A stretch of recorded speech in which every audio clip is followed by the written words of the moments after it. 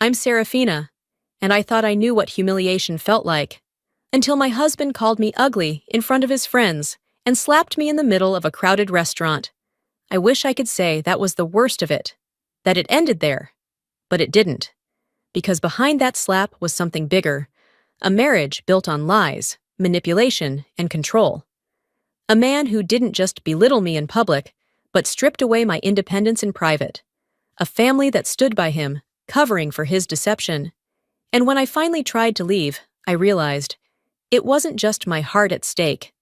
Money, power, secrets, they had all been weaponized against me. The soft hum of conversation filled the restaurant, blending with the clinking of crystal glasses and the subtle notes of a grand piano playing in the background. The kind of place where the lighting was dim, the air was thick with the scent of truffle oil and aged wine, and the waiters moved with the precision of trained performers. It was the type of restaurant where appearances mattered. I had spent hours preparing for this night, choosing the perfect navy dress, styling my hair just right, even applying makeup with a careful hand, something I rarely bothered with anymore. Tonight was important. Alistair had finally invited me to meet his colleagues, something he had always avoided in the past. So why did he barely look at me when I arrived? He didn't stand up, didn't greet me with a smile or even a nod. Just a glance, the briefest flicker of his eyes, before he muttered, "Oh, you wore that?" A quiet laugh from the table. Not mine, one of his friends. My heart twisted, but I swallowed down the sting and forced a smile as I slid into my seat. Traffic was a nightmare, I said, trying to smooth over the moment. He ignored me, already deep in conversation about work. Some project, some deal. I didn't know. I wasn't included. I sat there smiling tightly as his colleagues, 3 polished men in tailored suits, laughed at his jokes and nodded along to his stories. Whenever I tried to join in, I was met with dismissive glances or interrupted before I could finish a sentence. Alistair barely acknowledged me. The only time he spoke directly to me was to correct me or laugh at something I said. "That's not how business works, sweetheart," he said at one point, his voice coated in condescension. I shifted in my seat, my appetite fading. Then came the comments, subtle at first. "You sure you want to eat that much pasta? That dress really highlights your curves." A smirk, a chuckle from his friend. My face burned. I gritted my teeth, forcing down the lump in my throat. This wasn't new. It wasn't the first time he made me feel small. But something about tonight was different. It was meaner, more deliberate, like he wanted an audience. Then he said it. "God, you're so ugly when you get upset." The words hit like a slap before his hand even did. Silence stretched over the table. His friends stared at me, then at him, then back at their drinks, as if pretending nothing had happened. I froze. The air was knocked from my lungs. A slow, creeping nausea crawled up my throat. The room blurred, sounds muffled. I couldn't move, couldn't speak. Then I did the one thing I told myself I would never do again. I looked at him, hoping for some kind of remorse. Alistair just smirked. I should have left, should have stood up and walked out. But instead, I whispered, "Why are you doing this?" His expression shifted, irritation flashing across his face, as if I was the one embarrassing him. And then, his palm struck my cheek. It wasn't a hard slap, not enough to knock me back, but enough to send a sharp sting rippling across my skin. Enough to make my eyes water. Enough to make me hate myself for staying seated. The restaurant went silent. And no one moved. No one gasped. No one rushed to my defense. The waiter hesitated, then gently placed the check on the table. Alistair leaned back in his chair, as if nothing had happened. "She's being dramatic," he told his friends, laughing lightly. I touched my cheek. It burned. I looked around, searching for something, anything, that would tell me I wasn't crazy, that someone had seen what just happened. But all I found were averted gazes, the uncomfortable shuffle of cutlery, the quiet clinking of glasses being raised to lips that would say nothing. No one cared. The world around me didn't just witness my humiliation. They silently agreed with it. And that's when I knew. This wasn't the first time he had tried to break me. It was just the first time I saw it for what it really was. I drove home in silence, the city lights blurring past the windshield, my grip on the steering wheel so tight my knuckles ached. The slap still burned on my cheek, but it was nothing compared to the fire raging in my chest. When I stepped inside our house, the silence felt suffocating. Alistair was nowhere to be found. Of course he wasn't. He was probably out with his friends, laughing, drinking, celebrating his latest triumph, humiliating his wife. I kicked off my heels, barely noticing the way they clattered against the floor. My reflection caught my eye in the hallway mirror. I looked, unrecognizable.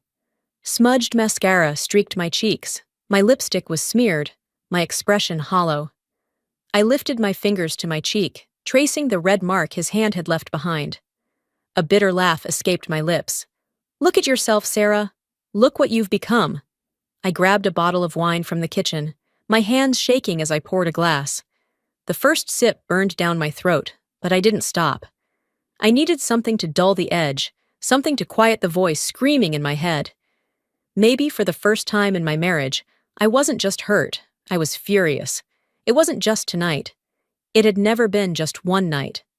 I had let this happen, piece by piece, over the years. I thought back to the beginning, how Alistair had convinced me, so easily, to hand over control of our finances. "It's just easier this way," he had said, his voice smooth, reassuring. "You hate dealing with numbers, don't you? Let me handle it, baby. I'm better at this." I had nodded, relieved that I wouldn't have to stress over bills and budgets. He had taken my credit card, telling me he'd hold on to it for emergencies. He had suggested we consolidate our accounts, for simplicity, and I had let him. Months later, when I'd tried to log into our bank account, I found that the password had been changed. "Oh, I updated it," he had said offhandedly, sipping his coffee. "I'll send it to you later." He never did. At first, I told myself it didn't matter. We were a team, right? Marriage was about trust. But over time, I noticed the way he dismissed me whenever I asked about money. "Sarah, do you not trust me?" His tone always held a hint of accusation, just enough to make me feel guilty. So I stopped asking. I didn't notice how far he had pushed me out of my own life until it was too late. Then came the comments. They had started small, almost playful. "That dress isn't the most flattering on you." Then they became sharper. "You looked better when we first met." And eventually, they turned cruel. "You should be grateful I married you." I used to believe he didn't mean it, that maybe I was being too sensitive, maybe I was reading into things that weren't there. But now, standing in my kitchen, feeling the sting of his palm still fresh on my skin, I knew the truth. This was never an accident. Alistair had spent years chipping away at me, little by little, molding me into something smaller, something weaker, something that wouldn't fight back. And I had let him. I had let him steal my independence. I had let him tear apart my confidence. But tonight? Tonight, he made a mistake. Because he thought I would stay silent. He thought I would wake up tomorrow and pretend like nothing had happened. But for the first time in years, I felt something other than fear. I felt anger. Real, burning, unshakable anger. I set the empty wine glass on the counter and exhaled. My hands no longer trembled. I wasn't sure what came next, but I knew one thing. I wasn't going to let him win. And fury, I realized, was a far more dangerous thing than grief. I lay in bed, staring at the ceiling, feeling the weight of the past few hours press down on me. My cheek still burned from Alistair's slap, but it was nothing compared to the fire raging inside me. Sleep wasn't an option, not after tonight. My phone buzzed on the nightstand. I turned it over, expecting a message from him, some half-hearted excuse, maybe even a warning. But no, it was a notification from our joint bank account, a transaction, another withdrawal. Alistair was still out, somewhere in the city, drinking, celebrating his cruelty. He wasn't thinking about me. He never did. I reached for my laptop, my fingers moving faster than my mind. I opened our banking records, scrolling through the recent activity, searching for something, anything, to explain where all this money had been going. Then I saw it. Transfers. Large ones. Thousands of dollars moved in increments, funneled into an account under a name I didn't recognize. Emma Caldwell. The name sent a cold chill through me. I knew it. I had heard it before, one of Alistair's employees. He had mentioned her in passing, just once, laughing at a joke she made at work. At the time, I thought nothing of it. Now, my stomach twisted. I clicked through more records, my heartbeat pounding in my ears. The pattern was unmistakable. The money wasn't just disappearing, it was being cleaned. Shifted from business accounts, disguised as expenses, before landing in Emma's hands. It wasn't just an affair, it was fraud. I sat back in my chair, my breathing uneven. He wasn't just betraying me, he was risking everything. And for what? A girl barely out of college? A thrill? My hands clenched into fists. I wasn't going to let this slide. I found her number in Alistair's phone records. He had called her just yesterday. At first, Emma didn't answer. But I wasn't the type to let things go anymore. I called again. And again. The fourth time, she picked up. "Who the hell is this?" she snapped, her voice groggy, irritated. "Let's not play games, Emma," I said, my voice sharper than I had ever heard it. "I know who you are. More importantly, I know what you've been doing with my husband." Silence. Then a breathy laugh. "Oh, please. You're the wife, right? The one he—" She cut herself off, but I heard it. The way her tone dripped with amusement. She thought this was funny. "You think this is about the affair?" I interrupted. "You really think that's the problem here?" Another pause. I let it stretch, let her squirm. Then I went for the kill. "I know about the money." The smugness in her voice evaporated. "What?" "The transfers, Emma. The ones from Alistair's business accounts. The ones that end up in yours." A sharp inhale on the other end of the line. Don't bother lying." My voice was steady, cold. "I have the records. I have the proof. And if you don't start talking, I'll make sure your name is the first one handed over when this all comes crashing down." I could hear the shift in her breathing, the panic creeping in. He told me it was fine," she blurted. "That it was just a temporary fix. That he had it handled." I let out a humorless laugh. "Yeah? And what exactly did he promise you, Emma? That he'd take care of you? That he'd leave me for you?" More silence. "He told me you two weren't really together," she finally whispered. "That you were just—" "A burden," I finished for her. The words didn't hurt, not anymore. I had spent years carrying his weight, bending myself into whatever shape he needed. A wife, a trophy, a woman who didn't ask questions. But now, I was something else entirely. Emma exhaled shakily. "What are you going to do?" I smiled.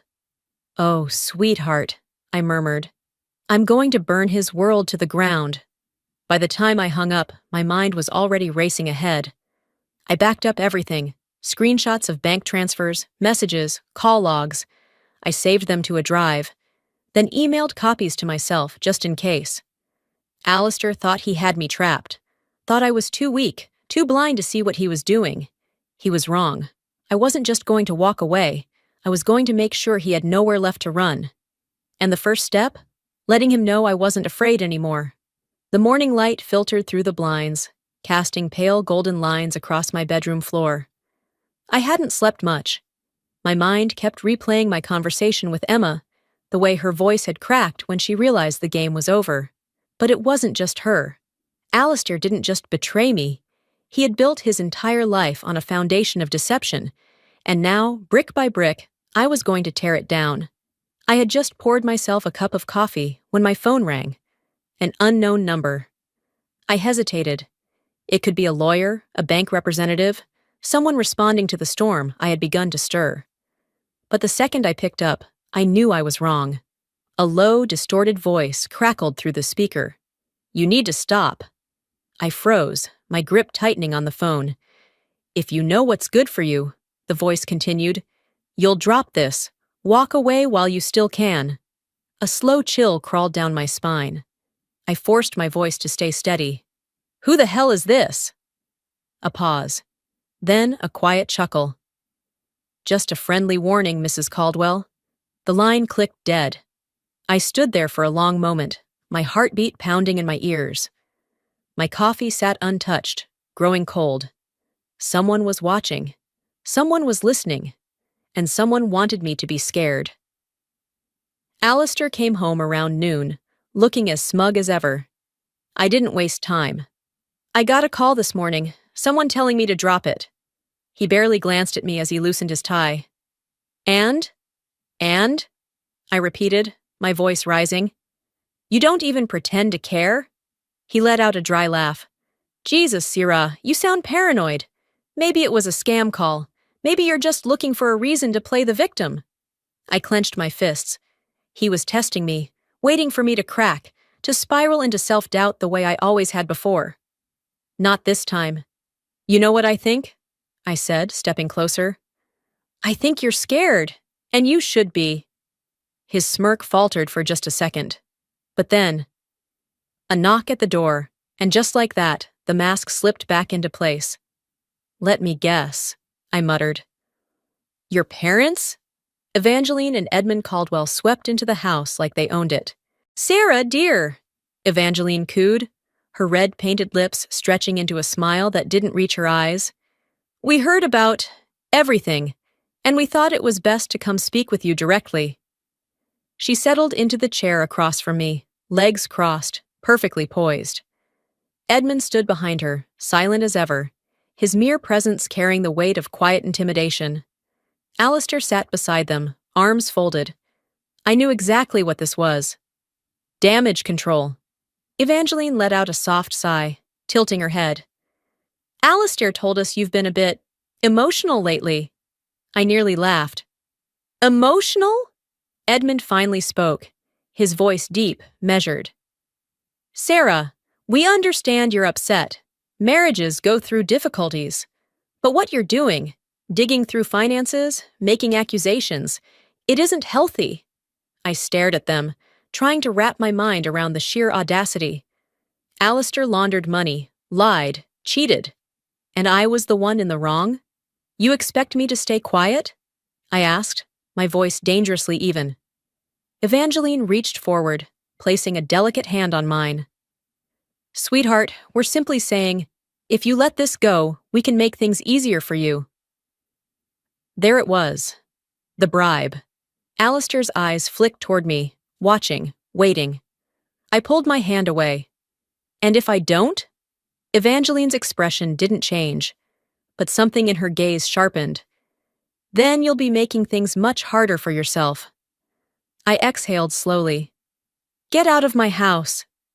Her smile flickered, but she stood, smoothing down the front of her designer coat. Think about it, dear, she said sweetly.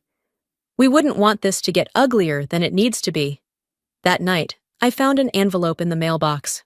No return address. Inside, a single bullet. I stared at it, my pulse roaring in my ears. This wasn't just about reputation anymore. Someone was willing to escalate. I placed the bullet on the table, sat down, and took a deep breath. Then I grabbed my phone. Camille answered on the second ring. Sarah? What's wrong? I swallowed hard. I need your help, and I need it now. The next morning, I sent a message to Evangeline and Edmund. Simple, director. I don't scare easily. If they thought I was going to back down, they had no idea who they were dealing with. And the next step? Striking first before they could tighten their grip. I sat across from Camille in her office, my hands clasped together as she shuffled through a thick folder of documents. The weight of the moment pressed down on my chest, but beneath it there was something else. Something sharper. Determination. This is it, Camille said, sliding the paperwork toward me. Once you sign, it's official. Divorce. But it wasn't just that. This wasn't about walking away. It was about burning it all down. I don't just want out, I murmured, gripping the pen. I want to make sure he can't do this to anyone else. Camille nodded, her expression unreadable. Then we do this right. But Sarah. She leaned forward, lowering her voice. You know he won't take this lying down, right? I met her gaze and exhaled. I'm counting on it. I signed my name. Alistair walked into work that morning, expecting business as usual. He got something else entirely. He barely had time to set down his briefcase before his assistant hurried over, looking pale. Sir, you need to go to accounting. A pit formed in his stomach. When he entered the office, a team of corporate auditors was already there, papers spread across the conference table. What the hell is this? He demanded. His boss, a man who had once admired him, only glanced up coldly. Routine internal review, he said. Some flagged transactions came up. We just have some questions. Alistair schooled his features, forcing a smirk. You don't actually think I... We'll see, his boss cut in.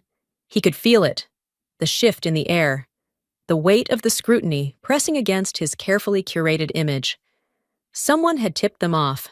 His mind immediately went to one person. Sarah. I was stirring my coffee when I saw him. I hadn't expected to run into Alistair that morning, but it was almost poetic. Him, fresh out of his crumbling kingdom, stepping into the same cafe as me. His gaze locked onto mine the second he saw me. And then, just like I predicted, he snapped, What the hell do you think you're doing? His voice was loud enough to draw attention. People turned, glancing between us. I calmly took a sip. Getting coffee? His jaw clenched. You went to my company. Did I? I tilted my head. Or did your own actions finally catch up to you? His hands balled into fists at his sides. You're trying to ruin me. I set my cup down and looked him straight in the eye. No, Alistair, you ruined yourself. The silence in the cafe stretched, thick and suffocating. He wasn't used to this, to being challenged, to not being able to control the narrative. For the first time, he looked uncertain. But I knew better. He wasn't backing down. He was planning his next move. And so was I. I woke up to the sharp chime of my phone vibrating against the nightstand. The screen was flooded with notifications, texts, emails, missed calls. At first, I thought it was Camille with an update, but as I scrolled, my stomach dropped. Liar, gold digger, crazy beach. Post after post, message after message. Alistair had gone public. He wasn't just fighting back. He was trying to bury me alive. I opened one of the emails from an old mutual friend, Marissa. Sarah, I don't know what's happening, but Alistair is telling everyone you're mentally unstable. He's saying you made up the fraud claims, that you've been cheating on him for years. He even said you drained his accounts and tried to frame him. I stared at the words, my fingers trembling against the phone. A sharp, bitter laugh bubbled up in my throat. Of course! He knew he was losing control, so he did what men like him always did, painted himself as the victim. He was the loving husband. I was the manipulative, unstable wife. It was predictable and pathetic, but I wasn't going to let him win. I had barely finished my first cup of coffee when the second blow came. My phone buzzed again. Another unknown number. I considered ignoring it, but something in my gut told me to pick up. I pressed the phone to my ear. Hello? A pause, then a voice, low and unrecognizable. This isn't just about your marriage anymore, the caller said. Walk away. A chill crawled up my spine. Who is this? Silence. Then a quiet exhale. You don't want to know. The line went dead. I sat frozen for a moment, my heart pounding against my ribs. This was different from the first call. The first was intimidation. This was a warning. I grabbed my keys and drove straight to Camille's office.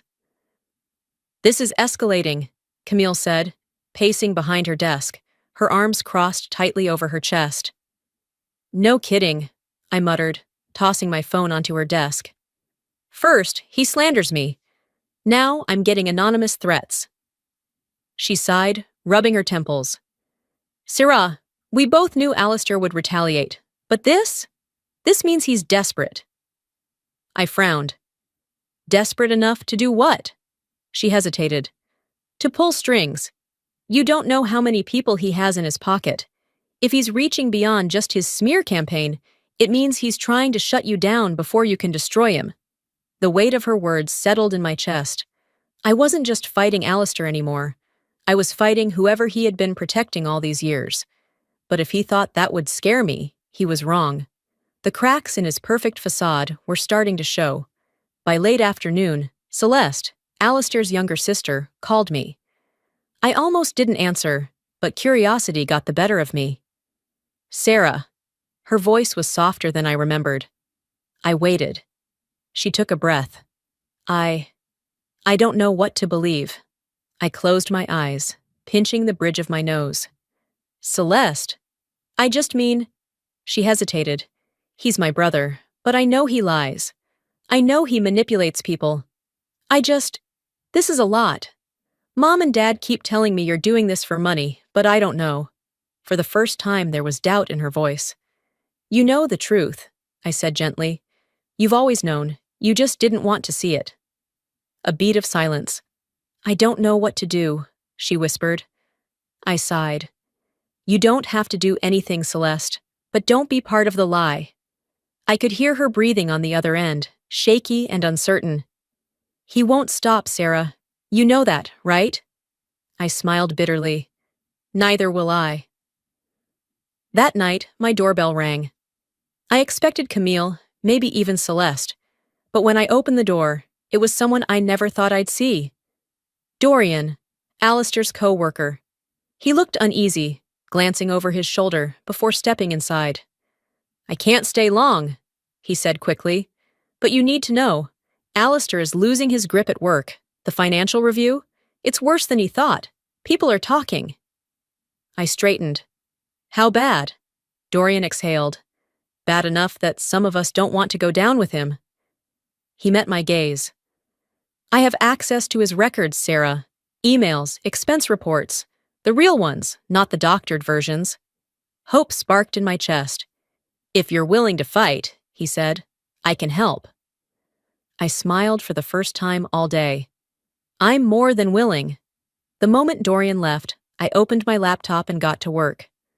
I wasn't going to waste my breath defending myself to the world. I didn't need to, because I had something Alistair never would. The truth, and I was about to use it. The message came late at night. Emma Caldwell. We need to talk. I stared at the screen for a long moment, debating whether this was another trap. But deep down, I knew better. Alistair had never been the type to show loyalty, only to demand it. And women like Emma, they were disposable to him. I called her. The second she picked up, I could hear the rage in her voice. He used me. I let out a dry laugh. You're just figuring that out? No. She exhaled shakily. I knew. I thought he'd at least keep his promises. She had been played, lied to, left hanging the second she was no longer useful. I didn't pity her, but I understood. I had been that woman once. What do you have? I asked.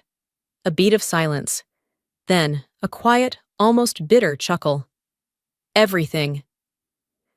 Emma didn't just have receipts. She had proof. Bank statements, transaction logs, internal emails from Alistair, instructing her on how to disguise fraudulent transfers as business expenses. She had been his personal laundromat, funneling stolen money through her accounts while he promised her security, a future. Now she was out for blood. I forwarded everything to Camille. Her response came within minutes. Camille. This is it. He's done. I smiled for the first time in days. It started small. A whistleblower post on an anonymous forum. A leaked screenshot here, an email there. At first, people weren't sure if it was real, but then more surfaced, and more. Soon, Alistair's name was everywhere. Corporate fraud, embezzlement, hidden accounts. His carefully built empire wasn't just shaking, it was collapsing. And I was only getting started. The phone call came just after noon. Camille's voice was buzzing with energy. The company's launching an internal investigation. I closed my eyes, letting the satisfaction settle in my bones. Alistair had spent years building his reputation, weaving lies so seamlessly that no one had ever questioned them. Until now. Are they taking it seriously? I asked. They have no choice, she said. Too much has surfaced. They can't ignore it anymore. I glanced at my laptop, at the flood of messages, the articles popping up on news sites. People were talking. Employees were coming forward. The pressure was mounting. Good, I murmured. Not just good, Sarah. Perfect. He's spiraling. I could only imagine it. The man who had once controlled everything, watching it all slip through his fingers. I should have expected his retaliation. By that evening, he was everywhere. Social media posts, desperate interviews, claims that I had been the abuser, that I was behind the fraud. He called in favors, pulled strings, tried to paint himself as the real victim. But the cracks in his story were obvious. Too many people had started talking, his former employees, old friends. Even his own sister, Celeste, publicly distanced herself. For the first time, Alistair was losing control. And I was winning. Then came the final blow. I sat in front of the camera, my hands steady, my voice calm. I told my story. I detailed the years of control, of manipulation, the gaslighting, the financial abuse, the threats, the slap at the restaurant that started it all. I didn't cry. I didn't beg for sympathy. I just spoke the truth. By the time I finished, the world knew exactly who Alistair Caldwell really was. His kingdom was burning, and I was the one who struck the match. But the fire wasn't out just yet. Alistair walked into his office that morning, his posture stiff, his jaw clenched. He had spent the night calling in favors, trying to find an escape route, a way to spin this disaster into something salvageable. But as soon as he stepped off the elevator, he knew. Something was wrong. The office was too quiet. Employees avoided his gaze, whispering behind their hands. His assistant wasn't at her desk. Instead, 2 security guards stood by the entrance to the conference room, waiting for him. Dorian was inside, along with the entire executive board. His boss, a man who had once shaken his hand with respect, now looked at him with something else. Disgust. Alistair, his boss began. Sit. Alistair didn't move. This is a mistake. Dorian slid a folder across the table. No, Alistair, you made a mistake. Inside were pages of transaction records, signatures, email correspondence, every single one tied back to him. The room was silent. Then his boss sighed. Your position is terminated, effective immediately. Legal action is already in motion. Alistair's world tilted. You can't do this. One of the executives leaned back in his chair. You did this to yourself. The security guard stepped forward. Alistair barely processed it when they gripped his arms and escorted him out. Through the halls, past his employees. People who had once feared him, admired him. Now they only watched. And some of them smiled. By the time he reached the sidewalk, reporters were already there. Microphones, cameras, flashing lights. Someone shouted, Alistair! Do you have a statement? He turned away, head down. His accounts were frozen, his reputation destroyed. And the legal battle? It was just beginning. Alistair drove straight home. He needed his family, his father's connections, his mother's ruthless strategy. But when he opened the door, they were already waiting. Evangeline sat in the grand living room, legs crossed, sipping tea as if this were nothing more than another scandal to sweep under the rug.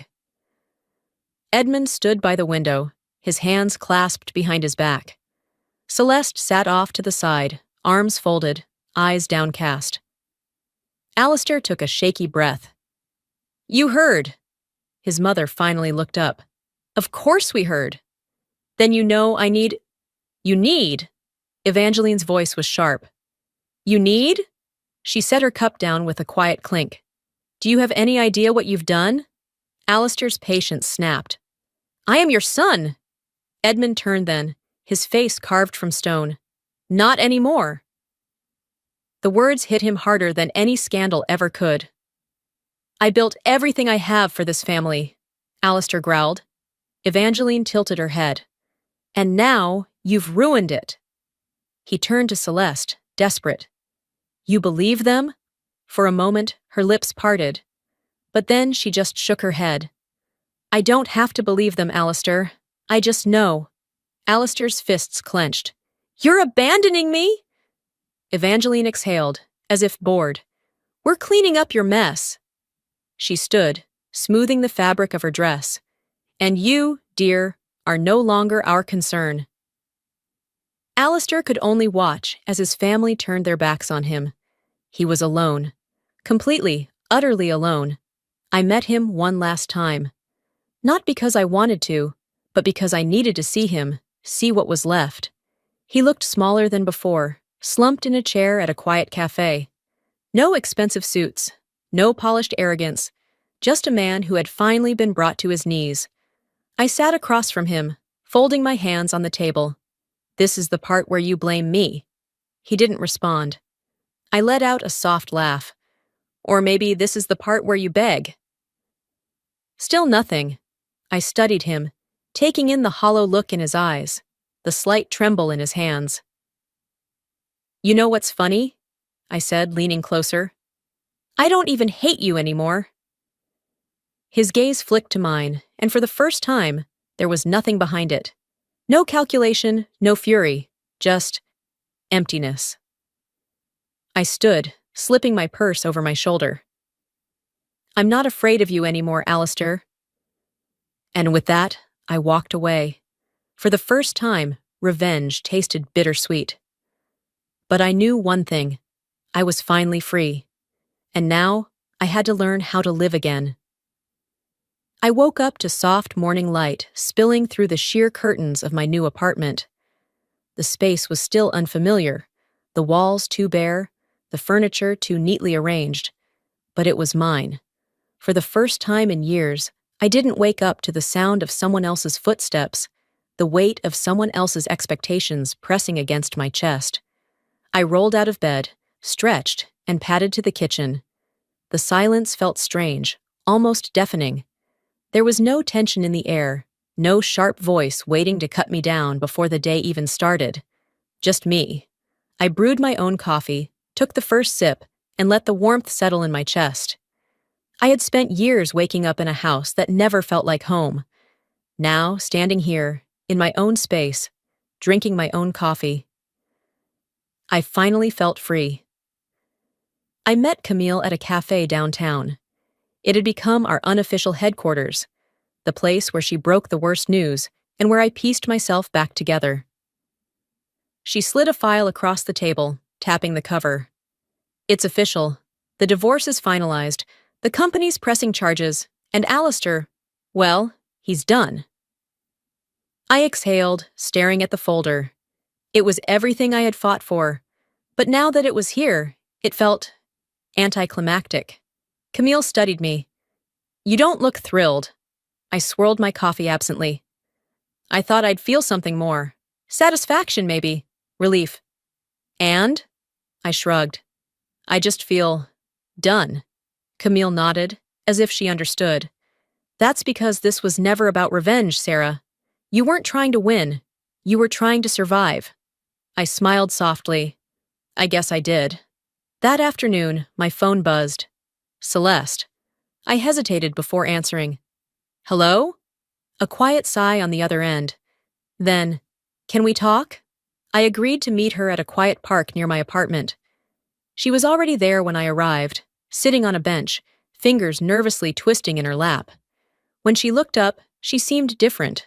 Lighter, maybe. Less like the woman who had stood in the shadows of her family. More like someone finally stepping into the light. I owe you an apology, she said without hesitation. I shook my head. You don't? I do, she insisted. I knew what he was, Sarah. I always did. But I was too afraid to say anything, to do anything. I let my parents control me the same way he controlled you. I swallowed hard. I wasn't sure what I had expected from this conversation, but honesty wasn't it. She took a deep breath. When you stood up to him, it changed things for me. You made me realize I don't have to be part of that family's lies anymore. something inside me softened. I had spent so long thinking I was alone in my pain. But maybe I wasn't the only one who had been trapped. I reached over, squeezing her hand. Then don't be. She gave me a small, grateful smile. I won't. That evening, another message came in. Dorian. Dorian. I heard you were looking for a fresh start. If you're interested, there's a position at my firm. No pressure, just think about it. I stared at the screen, my heart pounding. A fresh start. Not just escaping something toxic, but building something new. I typed back 2 words. Me. I'm in. Then I stepped out onto my balcony, breathing in the city air. For years, I had spent every waking moment just trying to survive. But now, for the first time, I was finally living. Life has a way of teaching us lessons in the most brutal, unforgiving ways. And if there's one thing I've learned through all of this, it's that survival isn't enough. You deserve to live. Truly live. For years, I thought endurance was strength. I believed that if I just held on long enough, things would change. That love meant sacrificing parts of myself until there was nothing left. But I was wrong. Strength isn't staying in a place where you are belittled, controlled, or manipulated. Strength is walking away, even when you're terrified of what comes next. Maybe you've been in a situation like mine. Maybe you felt stuck, unheard, afraid to take that first step because you don't know if you'll land on solid ground. Let me tell you this, you will. The fear of the unknown is nothing compared to the slow suffocation of staying where you're not valued. And if you're watching this, wondering if it's too late for you, it's not. It never is. You can start over. You can reclaim your life. You can build something new, something better, something that is yours. Now, I want to hear from you. Have you ever had to walk away from something toxic? What gave you the courage to finally say, enough? Drop a 1 in the comments if this story resonated with you, or tell me where you're watching from. I love knowing how far these stories reach. And if this video wasn't for you, I'd love to hear why. Your voice matters. And before you go, don't forget to subscribe to this channel so you don't miss the next story. Because life isn't just about endings, it's about the powerful new beginnings waiting on the other side.